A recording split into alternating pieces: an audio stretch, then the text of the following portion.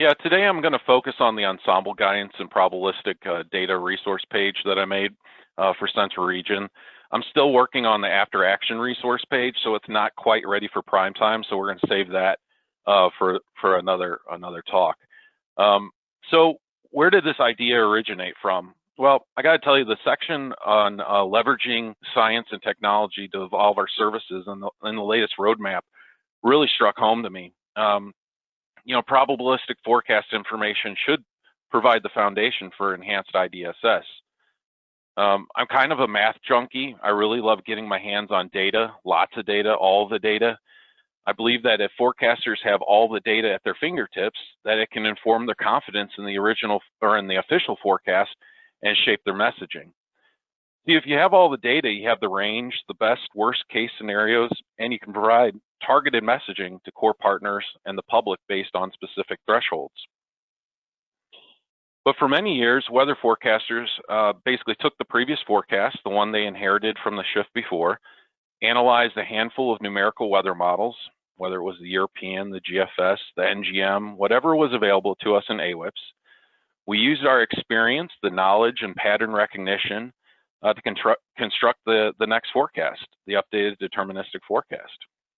Most of the time, the end result was only a slight nudge toward the latest guidance because our confidence was never high enough to make the big changes. And we wanted to avoid the flip-flopping in the forecast. I often thought about these rules of thumb or safeguards that some of the more seasoned forecasters had put in place and were ultimately passed down throughout the years to the newer forecasters as they came into the Weather Service. Did they get established out of fear of failure? I mean, let's be honest, you get burned on a forecast enough, even the slowest of us learn to stop doing it. Was the predictability really that low? I believe it was. And in recent years, it largely was that we in the forecast offices just didn't have easy access to all the data out there. We're throwing away hundreds of possible solutions or deterministic forecasts every 6 to 12 hours. The amount of data that never gets analyzed or used to this day is just mind-boggling. I mean, just look at all these ensemble systems and all the number of possible solutions or deterministic solutions that are out there. But let's just pretend for a moment that you were able to actually see each and every model. I bet it would feel like we were drinking from a fire hose or about to get swept away by a tidal wave of data. It would be so overwhelming, our human brain just can't analyze that much data. And let's be honest, we only have so much time on the forecast desk to get the forecast updated and get our messaging in place. So here's another thing that I love to say and have shamelessly stolen and use often. Let the machines do what they do best. They're best at crunching numbers. You know, the history of the NBM really originates in Central Region with the development of numerous blends of models. You probably recognize some of these, Cons all blend, super blend, and Cons raw as starting points that we used in the years past. You know, it worked, and the popularity of these blends spread to most of the other regions in the Weather Service. The crazy thing was that the blends only contained a mere fraction of the data that is available that I showed you on that last slide. Basically, whatever made it into AWIPS was used.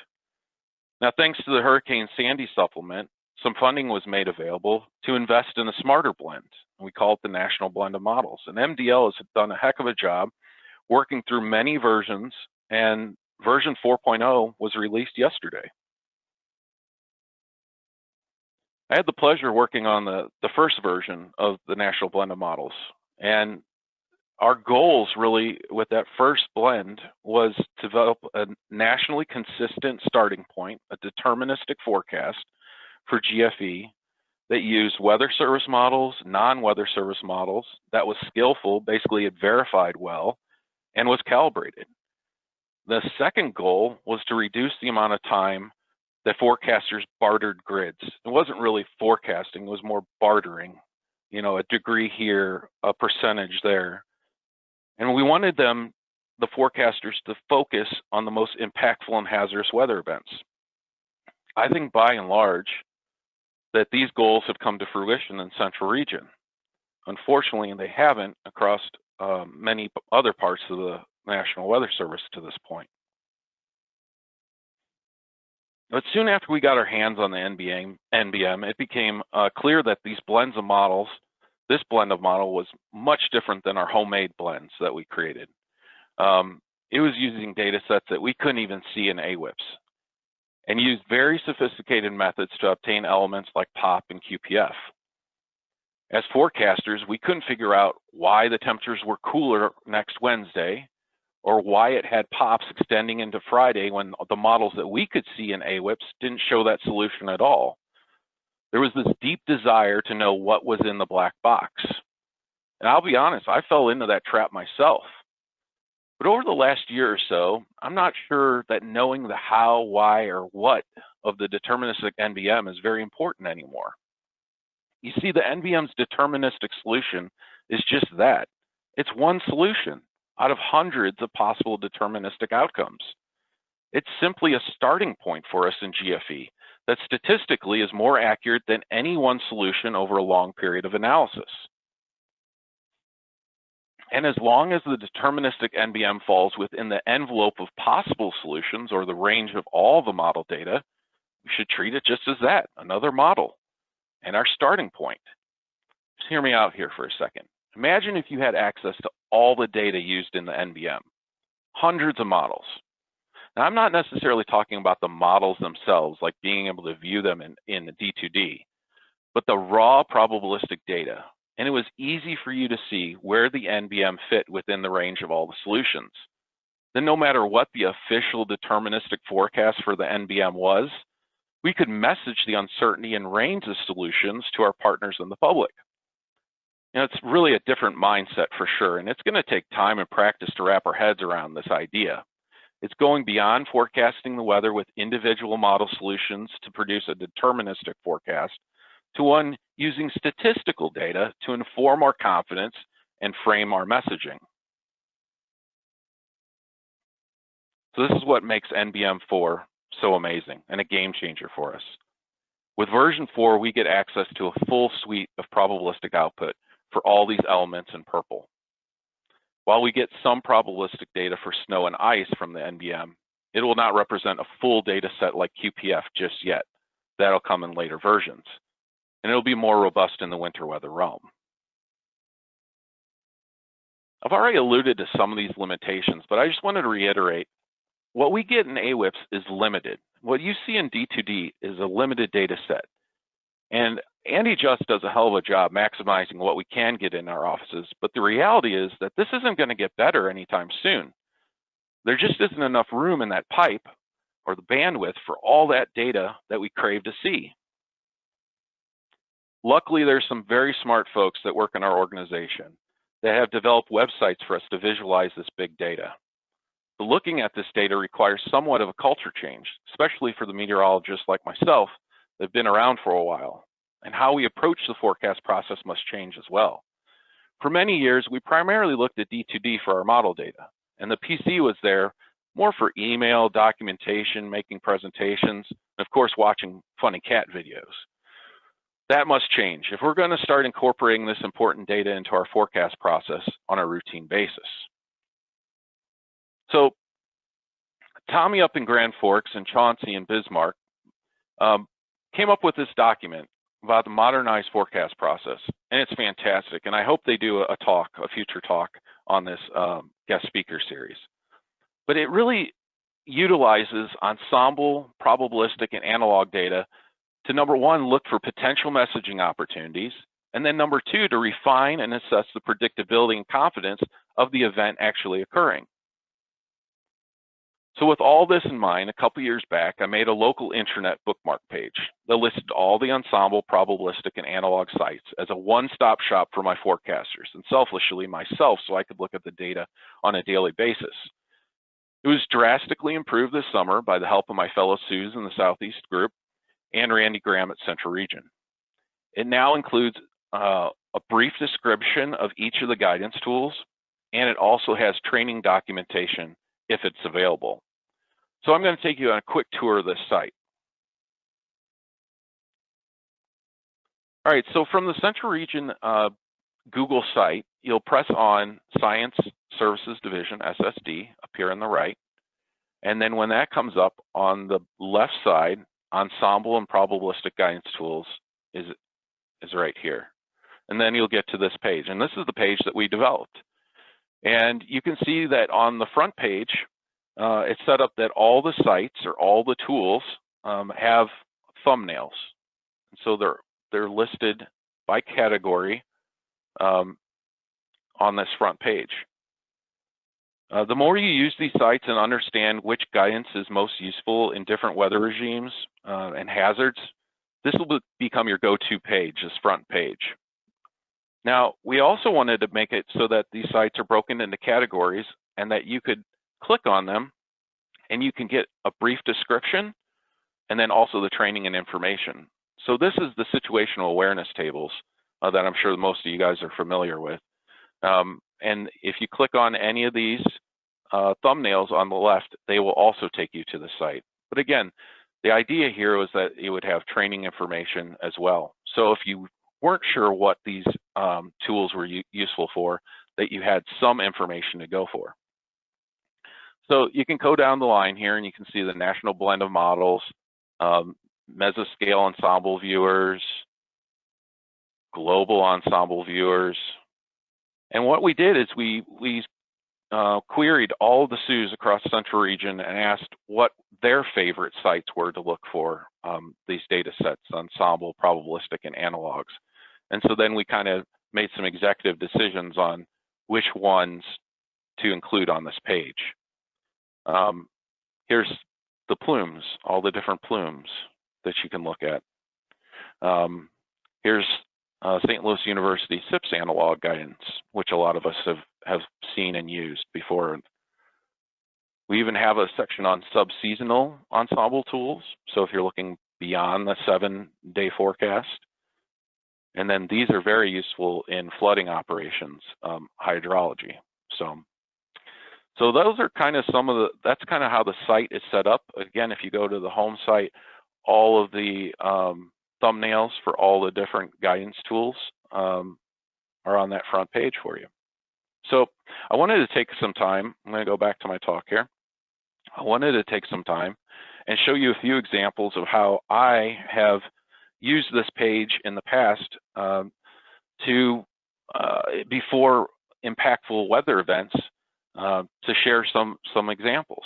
And I share it with my staff, surrounding offices, and I also include the local media meteorologists because I truly believe that we have to bring everybody up. We're all learning how to use this data, this probabilistic data and the ensemble data. And so if we're going to include it in the AFD, then our users, and specifically the people that are helping us communicate the hazards to the public, should also be brought up in the education of these examples. So Andy Just does something similar on a regional scale before large events that really sparked my enthusiasm in doing these locally. So let me just show you the first one here. So this was from earlier this year in January. So I like to usually start out with what is our messaging? What are we in our office messaging to the public and to our partners? And so this was a heavy rainfall and flooding concern type event. So we have the hydrologic outlook on the right and the expected rainfall on the left.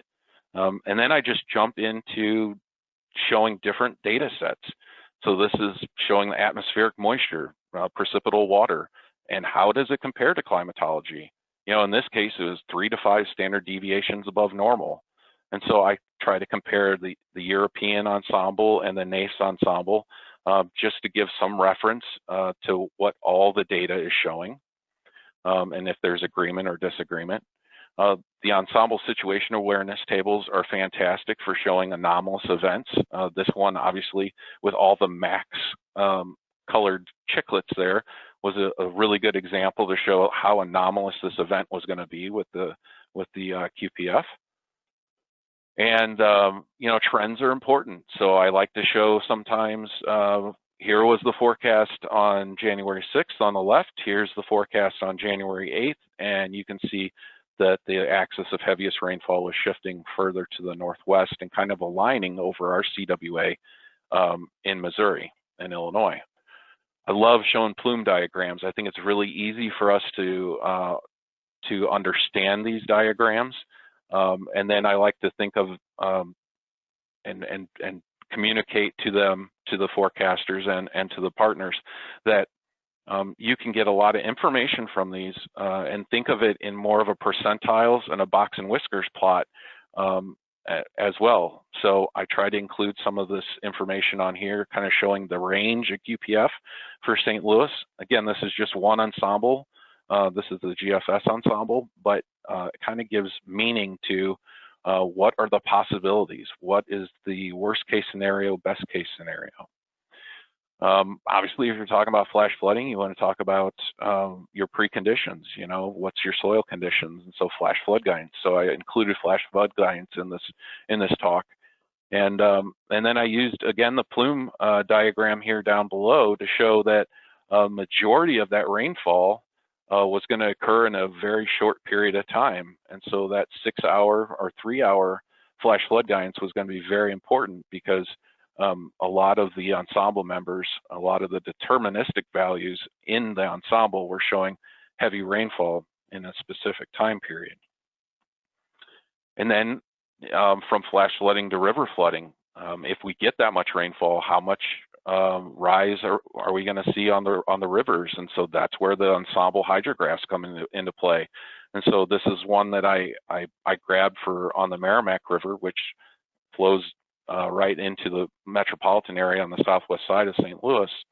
And so, again, this is a teaching tool. So you're not just, I'm not just teaching the forecasters to use this, but also for the media to use. So I'm trying to tell them, worst case scenario, the blue line, and the green line is the 50th percentile. So this is just an example of one point in our HSA of what the potential was based on the rainfall. And then it was January, right? So we had the rainfall, the heavy rainfall, but then it was the cold front was going to come down, and we're going to potentially have snow on the backside. So again, I'm trying to show information, again, in a probabilistic and ensemble way of the snowfall forecast. So I included some of the GEFS plumes for snowfall for Columbia on the left. I have WPC's probability of exceeding 1/4 inch of QPF in the frozen state in the middle. And then I included some of the probabilities for snowfall from the NBM. And then I usually summarize it up, just a few key points. Again, this kind of goes to, we're forecasting, but we're also messaging. And so we're talking about an anomalous weather pattern, rainfall amounts, flash flooding concerns, river flooding concerns, and then finally accumulating snow, mainly northwest of St. Louis from central Missouri up to west central Illinois. So this is kind of an example of what I would show. And if it was far enough out in time, I would provide an update as the guidance changed and things became clear as the event draw near. And so I had sent this out. And so the northwest trend continues. You can see in Monday's forecast had Paducah over the in the bullseye. But by today's forecast on Thursday, the maximum rainfall axis was basically up I-44 in Missouri into Illinois. I showed NBM QPF percentile data. Again, in version 4, you're able to do this. You're able to show the 50th percentile, the 75th percentile, and 90th percentile, full suite of probabilistic data. And so the heaviest axis, or the dashed yellow line, is now centered right on that Merrimack River basin. So obviously we have big concerns there. And I can show different things like this, where the QPF has trended higher in the last 24 hours. So I take a cycle from on January 8th, and then I compare it to the cycle on January 9th, just to show how the mean of the black line, the GFS mean, has went from roughly 3 inches for St. Louis to now almost 4.5 inches. And then I addressed the snow. Everybody wants to talk about snow in the winter, so I even showed some of this new clustering technique, ensemble clustering technique that's being developed at WPC. And I also talked about, you know, our confidence compared to the percentiles. And this is really going to, you know, prob snow. Our official forecast in the middle top there has, you know, warning criteria snow across the northern CWA near Kirksville up there. But the 90th percentile was pretty much identical. So are we really this confident? The official forecast is near the 90th percentile. Maybe we are, but it's always good to ask the questions. How is your deterministic one forecast compared to the entire suite of probabilistic data? And then I showed some of the NBM probabilities on the right. I talked about ice accumulation across Northeast Missouri. By this time, it appeared to be that it was going to maybe transition to ice before it changed to snow, and so we were starting to get worried about ice accumulation across our northern CWA. So I showed some of the precipitation type plume diagrams from the SREF, and kind of highlight where the potential was greatest for ice precipitation type versus rain or snow.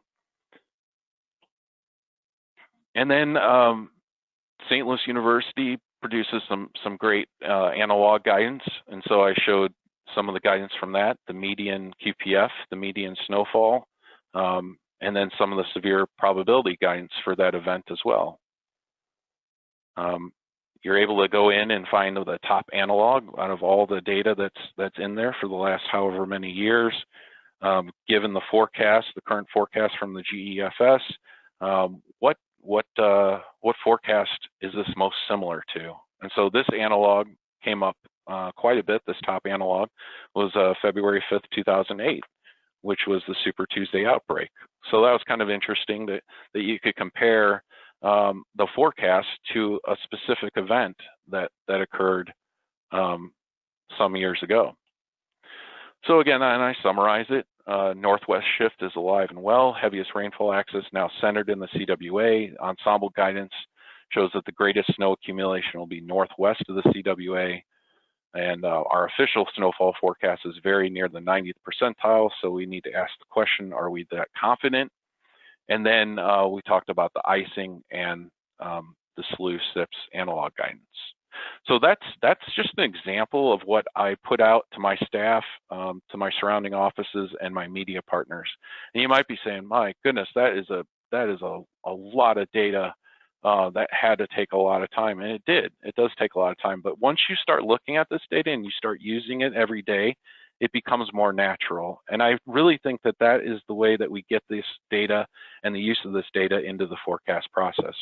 But I want to show you one more example, because I don't want you to walk away from here freaking out and thinking there's no way that we can do this in real time, because they don't all have to be 35 to 40 slides long. They can be really short. And my forecasters are starting to actually make these themselves when we have impactful events coming up, because I think it helps them focus, not only assess their confidence, but focus their messaging. So here's one where this is right before Thanksgiving, I believe in 2019, and you can see there's great agreement that an area of low pressure is going to move across the Midwest into the Great Lakes. We're on the warm side, so we should be thinking heavy rainfall, potential for severe weather, windy conditions. We show some of the QPF percentile data, the 10th, 50th, and 90th, so your goalpost, if you will, on the 10th and 90th, and then the 50th being the median solution. So bottom line is, really good chance of rain here. When your 10th percentile for St. Louis is 0.41 inches, that means 90% of your membership of that whole membership of the NBM has more than 0.41 inches. So that's a pretty decent chance of rain, I'd say. And then we used SIP's severe weather guidance. Here's the severe weather guidance that it had, and you can break the SIP severe weather guidance into different the different threats, the different hazards. And so this one was pointing to a strong signal for tornadoes in the analog guidance. And then, using the extended SIP's analog guidance, you can see here temperature anomalies. So it's going to get cold behind the system, which is pretty typical for November, but it looked like temperatures were actually going to drop below freezing. And so I highlighted that with the GEFS plumes for St. Louis. And then just summarize it real quick with another strong late fall storm system bring widespread rain this weekend, potential of heavy rainfall greater than 1 inch, a conditional risk of severe thunderstorms, including tornadoes, and still some differences between the guidance, but colder weather certainly arrives behind the system. So again, just kind of summarizing everything up on that last slide for the forecasters and for the media. So with that, I'd be happy to take any questions, comments, concerns. I really want to thank you for your attendance and attention. If you're using the site and you find anything that's wrong, if links are broken or things aren't right, or if you have some favorite guidance that you want to see put on there, please send me an email. This is a work in progress. I mean, just this last week, Randy and I added the What's Up point viewer. And if you haven't had a chance to look at that, with the NBM4, you can actually see quite a bit of the individual members in a plume diagram for point data. And you can see which, finally, you can kind of see into that black box, and we can finally see which membership might be dragging down those temperatures next Wednesday, or why the pops extend into that next period when the data that we see in AWIPS doesn't show that. So once again, thank you for listening, and I'd be happy to take any questions.